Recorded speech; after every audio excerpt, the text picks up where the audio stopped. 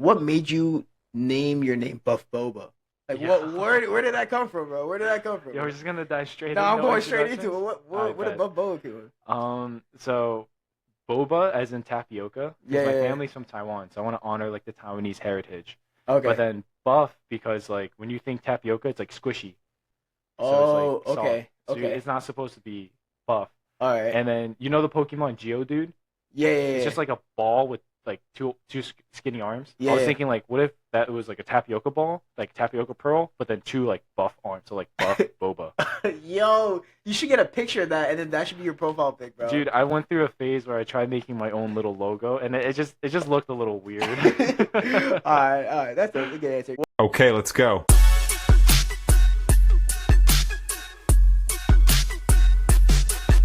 What is up, guys? We are here. This is episode 8 of the That's So Real podcast. I am so excited. We are on here every Sunday, 7 p.m., talking to different guests, talking about their life's perspectives and just their walks after high school. Because the whole goal is that we all know that we're not alone. And we all go through some struggles. We all go through these different phases of life, and we kind of don't know what to do. And that's why I'm here, just having these different people with different perspectives to just show their different paths. And like, it doesn't always have to be the college route, internship route. It's always going to be different types of routes and different perspectives on how they deal with things. So today I got my boy Austin / Buff Boba, bro. What's up? This is a guy. I met him earlier this year. Again, this guy's from Shelter Rock group. I met him earlier September around, and we're all in the same group with the previous guest before with Selena, Joe. I had Jaylene, Jackie, like those guys. He's part of this group. So awesome, bro. I'm so glad you're here, bro. How you doing, Eduardo, bro? thank you so much for having me. Bro, I love what you're doing here. I love that you're having Bro. guests on and having them share their stories. I appreciate it, bro. I appreciate it. You know, it was a little tricky at first. It took me a minute to like get comfortable talking, but like the more you do it, the more easier it gets. So I mean, we all start somewhere, right? yeah, of course, bro. Yeah, I see this as you laying down the bricks to the foundation of a bigger future. 100%. So keep at it, bro. I appreciate it, brother. Yo, so how was your week, bro? How you been? Oh, man. This week I've been resting because the previous week was absolutely brutal in terms of work. Okay. Like, everything that could have gone wrong for my work went wrong. And, like, for instance, I'm an administrator for a nonprofit, and we had a major gala last week. Like, literally, Isaiah and Selena were helping volunteer for I that. remember this, yeah. So I was planning, like, that major event, and it was, like, there's just so many moving parts, but then literally the weekend before the gala, my computer, like, broke. Oh, my days, bro. That sucks. Dude, I lost all my files and stuff. I mean, granted, a lot of it's on the cloud, but like there's this one video project that I was working on that we're gonna display at the gala, and it got lost, and it took me forever to like try to get it back. Dang. It was a brutal week, but now we're good. Yeah. At least you're here, bro. You went through it, bro. Yeah. Wait, dive into more what you do administration. And wait, how do you pronounce it? Sorry, I forgot it. I'm an administrator for a nonprofit. Expand on that. What is that? Yeah, the nonprofit, we're called China AIDS Fund, but we're rebranding our name to the Chinese American Aid Fund. And essentially what we do is help Asian American students, like high school and undergraduate students, like advance in their careers professionally through internships and scholarship opportunities. Awesome. And a lot of our board members are full-time, like doctors, lawyers, entrepreneur, like business owners and stuff. So then my role is to do the nonprofit full time and like be the person, like the point of contact for everyone to be on the same page and be like, hey, we have this going on. I need you to reach out to your network, or like, oh, I have a Zoom schedule for this week at this time. Be there, and just kind of like keep the board members like in on the loop because they obviously have their own daytime practices. So dude, that's great, bro. Like that's like you're actually like changing lives, bro. Like people like dude, it's pretty sick. Like I get to meet a lot of like the younger generation of like Asian American students, and it's pretty sick. Like a lot of them are very impressive. Yeah, that's awesome, dude. Dang, that's cool. I've never heard of that before. I never heard like there was a company that helps people get to where they want to be. Yeah, that's dude, awesome. And this is my favorite part, and like not to brag, but like to fully brag. Brag, the chairman, Dr. Wong, he's pretty much my boss, and he was baptized this last spring, and I was baptized last summer. So every time I see him in the office, we talk like maybe 95% Jesus and 5% work. So I'm Wow. truly, truly blessed. Amen, bro. Yeah, Amen. man. Dang. To expand. Wait. So what? When did you start this job? 2023, like summer Mm. of 2023. So it's And been did a you few grow years. into loving that job at the end of I it? mean, if it, like, granted, like the work is pretty straightforward. Like I use with Google Docs, Google Sheets, Yeah. Yeah. Zoom, like very basic schoolwork level stuff.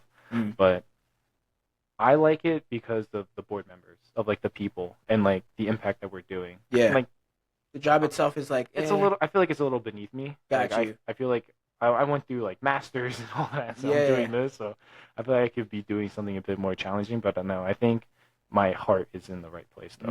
What'd you get your master's in? Digital marketing. Fire. Yeah, I'm Fire. actually working a part-time job on top of that nonprofit job. That's a great. Yeah. That's a great company starter too. Digital marketing. Yeah, I actually talked about it in the past 2 episodes. At digital marketing, bro, especially with AI nowadays, bro. yeah, man. Dude, that's golden, bro. Yeah, dude. Dude, that's great, dude. Awesome. What I want to dive into the time period after college and job. So like before you got this amazing job that you got, did it take a minute after college for you to get it, or you just went straight into it after? I took a gap year. I mean, gap year as in like after graduation, I took a year off. Like Okay. I traveled a lot of countries in Europe with like Wow, my that's awesome. undergraduate friends, and then I want to do that. Asia. I did a whole thing What's in the one Asia. place that you want like you suggest everyone go to? Like in Europe or in Asia or Anywhere, anywhere. bro. Anywhere. If you had to choose one. I mean, I'm You biased. can't. I'm biased. I have to choose Taiwan. Like Oh, okay, Taiwan okay, is okay. the, Weird, the yeah. motherland, bro. Yeah. That's dope. I Mad never. underrated. Dude, I always wanted to go to Taiwan, bro. That's so cool. Mm. Dang. Yo, All did you right. see the guy on Netflix? He climbed the building. Like he climbed the No. skyscraper. Like Did he? Taipei 101. Did he have like? Zero harness, nothing but chalk in his hands. It was like this big live event Netflix did. And it's hosted like obviously in Taiwan because like he scaled like the tallest building in Taiwan, which is like 101 floors. Isn't that like the top 10 tallest buildings in the world? Yeah, it was. And then like the Middle East built something Oh nuts. my days, bro. That's crazy, bro. But yeah. Dang, I'm glad he's okay, bro. Like, No, imagine he one nailed slip, it. one slip up, bro. Oh my days, Yeah. bro. Dang, that's awesome though. That's great. So you spent a year traveling, and then you went into, what would you say during all those time periods? Like, what would you say is the struggle? You know, you can talk about. I want to talk about going after college. So before we get into your college days, Hmm. after college, like what do you think like was one of the toughest things that you had to navigate? You know, after that traditional just school repeat. Dude, I think like the word that's coming to me is like lost. Lost. Yeah, I feel like I spent a lot of time trying to like find myself. Like Mm. I just felt aimless because you know when you're on the track of school, you're always given like the next milestone. Oh, you graduate here, you have your midterms, finals, then rinse and repeat. Yeah. But like after you're done graduating like undergrad, if you're not gonna go back for more schooling and you don't have a job lined up, you're in a period of like, okay, I don't know how to rest. Mm-hmm. I don't know what to do.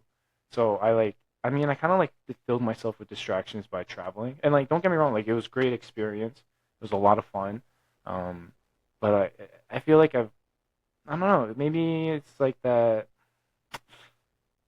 rat race mentality that we have in the West. It's like if you like you always look around at your peers and they're doing better than you. And Yeah. you're like And then you just compare yourself. you And then compare it just- yourself and you're like, oh, and my just my cooked, friend yeah. is working here. But then on the flip side, maybe that friend who got a full-time job out straight out of like college is looking at you and it's like, oh, you get to travel. Like, oh, I just got to go straight. So it's like the grass is always greener on the other side. You see that there's one picture I saw that always like changed my mindset about everything. It's like a picture and it's 2 point of views. It's a guy. It's a I think a mouse on the island or like a cartoon on the island, and then like it's like he's like by himself in the island, right? And then he sees a boat. And he's like, look, there's a boat. Like he was so happy that there's a boat. And then the person on the boat is like looking at the island like land. You know what I'm saying? Yeah, Like yeah. that's legit like the example of just everybody has something that you wish and then they have something else. So it's reverse. So dang, that's good. That's good. That's awesome, dude. I see why God tells us to be just content. 100%, bro. It 100%. makes a lot of sense. He wasn't capping. Was not capping at all, bro. So now let's dive into more post college. I want to know about your college experience. Where'd you go to college? I mean, my freshman year, I went to CUNY. No, I went to SUNY Cortland my freshman year of college. Cortland. Okay. Yeah, it's like an upstate. Yeah, I know Yeah, Cortland. I don't know if you know Rensselaer. no. We go against Cortland in swimming. I see, But I see. that's a good school. It's a good school. Yeah, I literally went because the gym was really Yeah, nice. yeah. Big gymmer guy. But I Yeah. know. Wait, pause that. I know you go to the gym a lot. Hmm. I'm gonna give a little shout out to Buff Boba, his Instagram, bro. He's doing great content. If you guys want to take a look at all his stuff, bro. It's like mad inspiring. Every time I look at it, you look at one of the reels, one of the days, just it makes your day a little bit better, bro. So I really respect what he does with your content and stuff like that, bro. It's Appreciate it, mad man. Thank you. inspirational.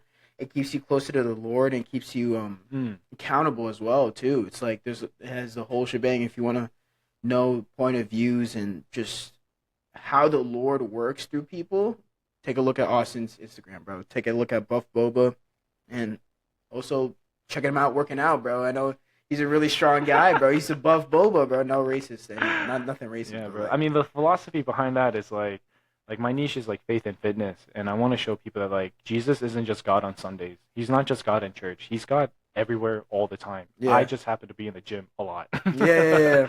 So that's why I'm trying to bring Jesus in. 100%. What made you wanna? What made you start the fitness and God in content? Like Yeah. what? Like when did you start, and like what made you start? I would say like around 2023, maybe a little earlier, like post COVID. I started posting a lot of like gym reels, like just like fitness, working out, like nothing to do with God, nothing to do with Jesus. But then, and then I totally bought into like this like Andrew Tate alpha sigma male type mentality. It's like, oh, it's all about getting shredded, all about getting money. Forget women, like put yourself first, get the bag, like that kind of mentality. And then more around like 2024, when I started like really like seeking out the Lord, like genuinely, I realized that like, hey, this narrative that I've been pushing out for so long is actually very demonic. It's very self-worshiping. It's like you are your own God. Your physique determines your value. Your bank account determines your value, and only you can provide that value. But then when I encountered the Lord Jesus, it was like I gotta flip my message. Like this is not right. So instead, I still want to keep like the fitness niche or the fitness aspect of it because that's just my hobby. But I want to make it a twist. It's like, all right, it's not about you or God. It's about Jesus is God. So yeah, that was the switch. Like I would say around 2024. 2024. That's great. And ever since then, bro, like, have you been seeing yourself enjoy it more as much as you did them before, bro? Like, just posting, Yeah, like, man. It's content? like it's definitely a wrestle because like I'm not gonna sugarcoat it. Like I'm very much human. I'm very much attracted to the shiny things of this world. Like when we say money, fame, and status, those things are appealing and they cause so many people to stumble because they're really attractive. They're Yeah. really like intense temptations. And so for when it comes to me and my little page, as I was growing and my follower number was increasing, sometimes I lose focus. Like I started off with the intentionality of doing this for the Lord Jesus Christ, but then over time, as I started to see a little bit of success, and that success comes with like dopamine rushes, then I start to chase that feeling, chase that high, chase the numbers, and then I kind of like fizzle out Jesus' On why you heart. started in the first place. Exactly. I think that's a So, lot of thing. I think that's a lot of where men, especially, I'm not gonna make it sexist, but like I feel like a lot. I feel like in the men aspect, because I only know because I'm a man. I can't really Mhm. speak on women's aspect, but for men, at least, we always be chasing that rush of success when it comes to money, fame, or like just like that aspect, and then we say we start because of this, but then as soon as people start as soon as you see that success, as you were saying before, Mm. bro, we like it's so easy to lose ourselves. yeah. I don't know if Yeah. I don't know if you ever watched this musical. You ever watched The Greatest Showman? By any chance? Oh, is that with like Hugh Jackman? Yeah, Yeah. It's a musical called The Greatest Showman. I think that's a perfect example because it's about the guy. He starts a circus, right? And it's like it's not about the circus, but like he starts let's say a business, right?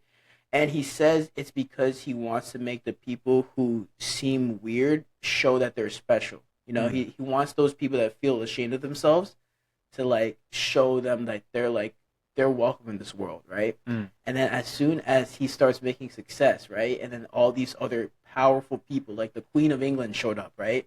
And then those politicians and those rich people with money, they start noticing what he's doing.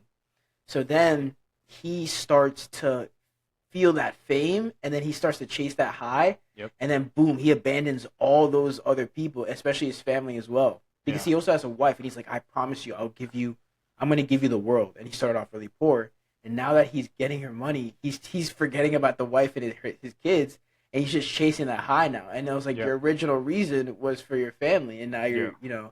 so it's so easy to lose sight of yourself.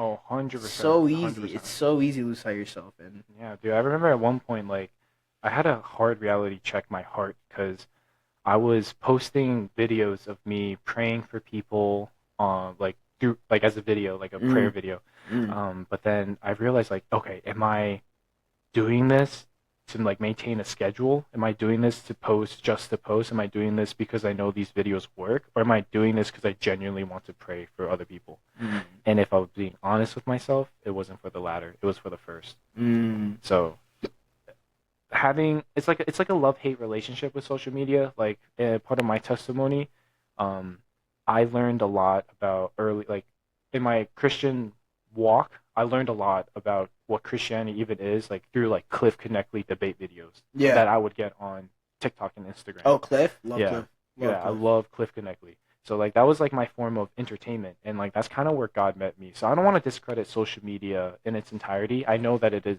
very there's a lot of brain rot, there's a lot of lust, but at the end of the day it's a tool. It's how you use it.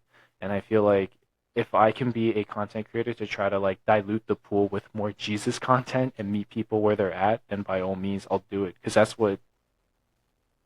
kind of like how I came to Christ in a way. Yeah.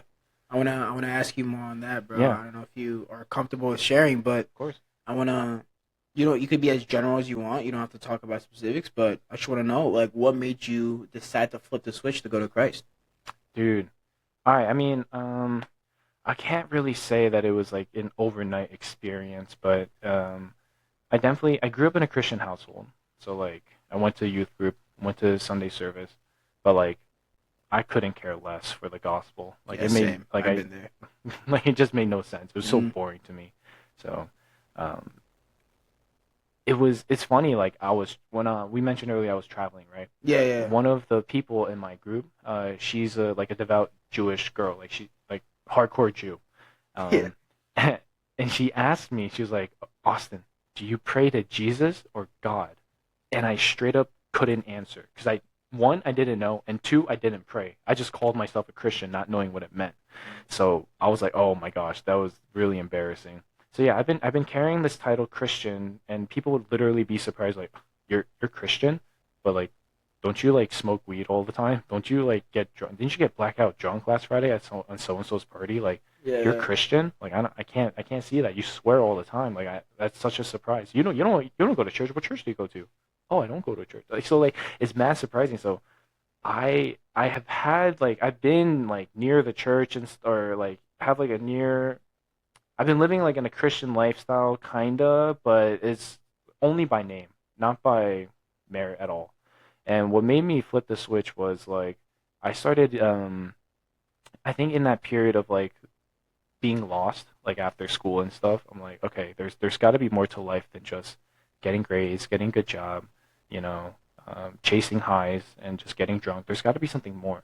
And so it was like that genuine curiosity. I call it like a quarter life crisis. Like, where did we come from?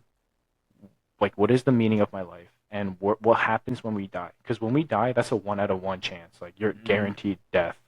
Um, so when you ask yourself these questions and you genuinely seek answers, I think that's someone the Lord can work with. And so what happened with me was, let me go back to what I'm most familiar with, Christianity. Let me see what's here. And my grandma told me to read the book of Luke first. She said he is the only Gentile author, like a Greek physician, And so his insight is very like historical. Like these are the events that happened. This is when it happened, and this is who saw it, and so and so. And so I got a pretty clear image as to like the whole entire ministry of Christ. And granted, it took me like all summer to read the book of Luke, but I remember I was on the lure, and I was reading towards the end, and it was all the events leading up to the crucifixion. All right, it's when they're mocking Jesus, they're beating him, spitting on him, humiliating him, and ultimately crucifying him. And the only thought running through my mind that entire time reading it was, why? Why would a perfect human being that doesn't deserve that, let alone a perfect God, endure all that crap for a sinner like me? Like, Eduardo, I know you and I know each other, but I'm going to be like super honest. Like, you don't know the depths of the sins that I've committed in my past. You don't know the amount of hurt and pain that I've caused onto others intentionally and unintentionally. And for these things, I know that I deserve hell. And so this is essentially the gospel. It's like it's coming face to face with your sins and what that wages has earned you. Yeah. Eternal hell. And it's not pretty and it's not nice sounding, but it's reality. And now the beauty of the gospel is that you're faced with this consequence, and Jesus gives up his life to give you the only out. How could you not love him? How could you not worship him? How could you just not be in gratitude and awe? You know what I mean? So I think when all that head knowledge truly drops to your heart, like Bryce Crawford likes to say, it's truly game changer. Yeah. I have a question. Did it, because this is something I struggle with, did you, because I'm a person who beats myself up a lot. Did you truly, at first, like when you were starting to adjust, did you feel like there's no way he died for my sins? Like, did you fully like have trouble coming around with the fact that Jesus actually died for our sins? Like, he was like, dang, like I feel like I don't deserve it, and we don't. But like, yeah, like coming across with that, I will never deserve it. Like, I feel like for me, that was my toughest like thing to like, endure in my mind, because I'm just like, bro, I don't deserve this, bro. Yeah. Like, I don't like, I'm like, there's no way he did that for me. Like, that's what I was Right. thinking. I was like, There's no an way. element of disbelief. Yeah, it's like, Yeah, there's man. no way he did this job for me, bro. He like. You know what I like to think about? There's this one pastor talking about Moses when he was speaking to the burning bush, and when God called him, like, oh no, I choose you to lead my people out of Egypt, out of slavery and out of Egypt, and into like the Holy Land. Moses asked God the question, who am I? Right? Like, he's like, you're gonna pick me? Like, who am I? And the pastor said Moses was asking the wrong question. And I think this applies for you and I as well. Instead of asking God, who am I that you would do all this for? Like, I'm so undeserving. Let's flip it. Who are you? What kind of God would do and go through such extreme lengths for people like us, for sinners like us, right? And I think once you have that change in perspective, you start to think like, oh my goodness, this God's heart is so infinitely vast and deep, full of unconditional love for me. Because like, I also beat myself up a lot. I'm like low key like a perfectionist. Yeah. So if I make a mistake, I cling on to that. So instead of pinning it all on me, let's look at God. You know, like an analogy I like to think of is like if you had a master artist, like a painter, and you give him the finest tools, the nicest colors, and like the nicest brushes, and he paints a masterpiece. That's awesome, right? That's great. What if you gave the same artist nothing but like a half-eaten crayon, maybe like four different like watercolors, and like the crappiest tools accessible, and yet he was still able to paint such a beautiful masterpiece because he's that skilled, he's that good. I think it's the same thing with God. He intentionally chooses like broken vessels like us. Like every man in the Bible is flawed in to some degree. You know, like David is a great example, like one of like the greatest. Great example, David. Greatest of the greats, but still had his own fair share of sin. Yeah. So God uses broken vessels like you and I and King David for his glory because he's that nice with it. Mm. So it's less about like, we know we don't deserve it. We know we're undeserving, but look at God and his heart for us. Yeah. You know what I mean? 100%, bro. Yeah. Dang, that's crazy. Yeah. And this was what's like the time period when you joined? You were in college, or was this post college? Post college. Yeah, definitely post college. I I consider my high school and undergraduate years as my prodigal years, where I totally walked away from the faith, completely indulging in the flesh, getting high every day, looking forward to getting drunk every weekend, completely giving into every and any sexual temptation there was, either through dating apps, either through pornography, or through, even if I was in a committed relationship at the time, just like idolizing that and premarital sex. Like it was just whatever I could do to like feel good, I chased after it with all my heart. Dude, and that like that chasing, bro, it'll never just fulfill you, bro. I feel like Truly. that's something that I come to terms with. I had a similar situation as you. It was like, because it was in college, it's easy to be far from him because I feel like you can be far from him in high school, but like you still were surrounded by it, right? So you still were kind of giving it, even if you weren't listening, you were still there. In college, we make our own decisions, you know. Like college is the first time where we're by ourselves and we can, you know, do whatever we want. You know, we don't have to go to church on Sunday. We don't have to go to Bible study or anything. So I feel like doing that, just feeling like what it felt like to be far from him. That's what got me to be closer to him. You know what I'm saying? Like, because I grew like same thing as you. I grew up Christian, going to Shelter Rock, and I've I've always gone to church. I've always been like going to church every Sunday. I always go to the groups.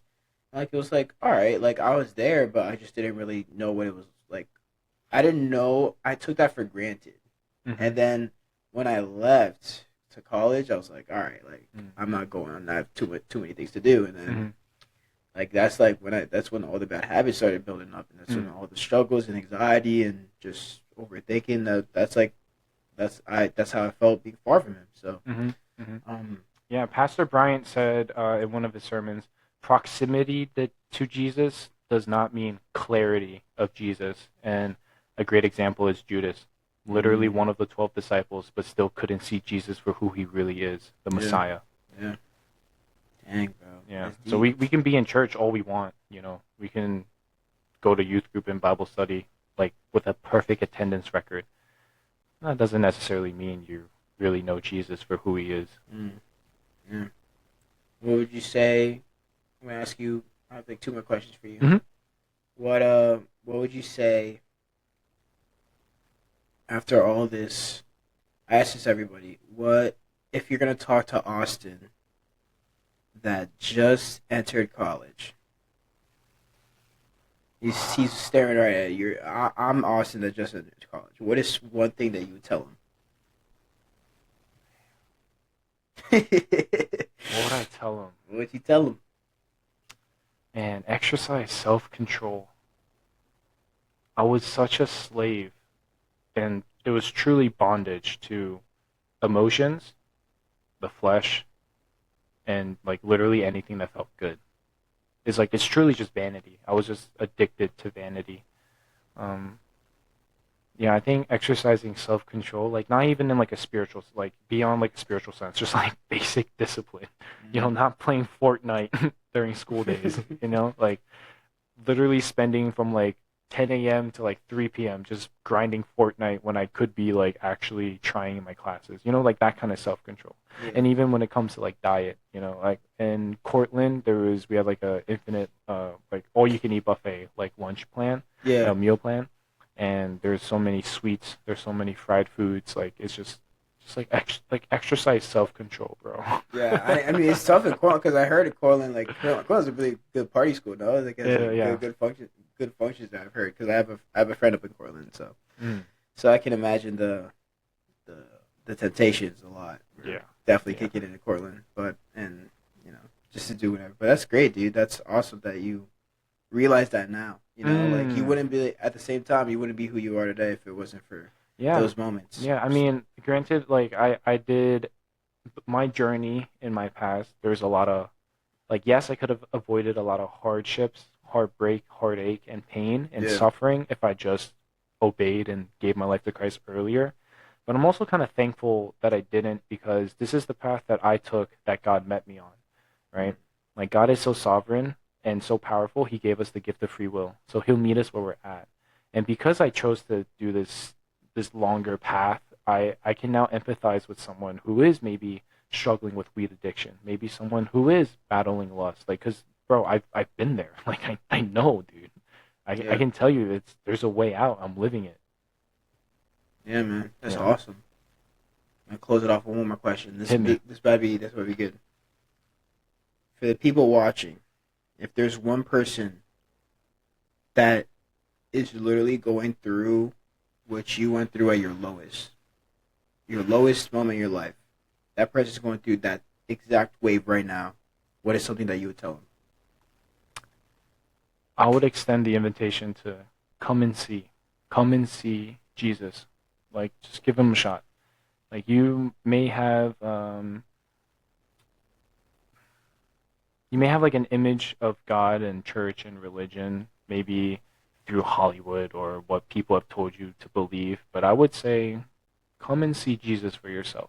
Mm. Present him as you are with the struggles that you're facing, like whatever it is, like you can't find a job, or like you're addicted to porn, or like whatever is going on in your heart, like present it to God honestly, because He knows, and He's trying to see like how honest you are with Him. Mm. You know, I feel like us as Christians, we tend to like to put our most holy foot forward. You know, like, oh, I'm gonna dress up nice, go to church. I'm gonna show off that like I've got it figured out. I'm clean. I'm good. You know, I repented. You know, like mad, picture perfect. Oh yeah, You ain't gotta do that's any of something. that. Yeah, dude, that's honestly why at first I didn't want to join the group, because I always thought that when you become a Christian community that you're already done, like you did the deed already. But no, that's not it. I think It's the us, opposite. we legit struggle, bro. And it Yeah, took me a dude. minute to understand it. That's why I always was against it. And the thing is, I feel like a lot of times there's always a lot of Christian groups that come off as that. Yeah. And I feel like that's something that, as much as we want to make heaven crowded and make the Christian community bigger, I think that just means that us as a Christian community, me and you, need to improve. Like, there's always moments in improving on how we come across and how we spread the word. Yeah. You know what I'm saying? And like, we gotta be, because it breaks my heart every time people think that because I feel like a lot of Christians, we have the image of we're judgy. Yeah. We have a lot of reputation like that. Like we're holier than thou type of attitude. But that's why I would encourage you to just come and see for yourself. Exactly, bro. Come and see. 100%. Awesome, bro. Buff Boba. Thank you. Give me some. Thank you so much, bro. This was a great conversation, bro. This is fire. I'm glad you enjoyed it, bro. I'm gonna let these guys know. Guys, thank you so much, bro. Like, whatever, if you guys are all watching, thank you. Thank you for the support. You know, we're here, and we're just here to talk about our lives. And I hope that what you guys learned today in this episode is that Jesus is always with you, and that even if you don't know what that's like, just come see for yourself. Come and see, bro. Come see for yourself. See what it's like. It's nothing of you can go at whatever state you are in. You don't think that you have to be a specific like way, or you have to change to be in the group, you know? Like, oh, like, let me get clean and then go to church. Like, no. Like, you can go broken and Jesus will meet you there. He will meet you in the mud and pick you up. So you don't have to be perfect. You don't have to be like the holy image. You don't have to live the holy image. You have to just go and see for yourself and see what it's like to feel love. So I hope you guys pick something up from this episode, and hope that it makes both feet go through the door. So thank you guys so much for watching. Appreciate you guys. This is the That's So Real episode. We're on here every Sunday, 7 p.m. And I'll catch you all next week. I'll see you guys in the next episode. God bless. Peace.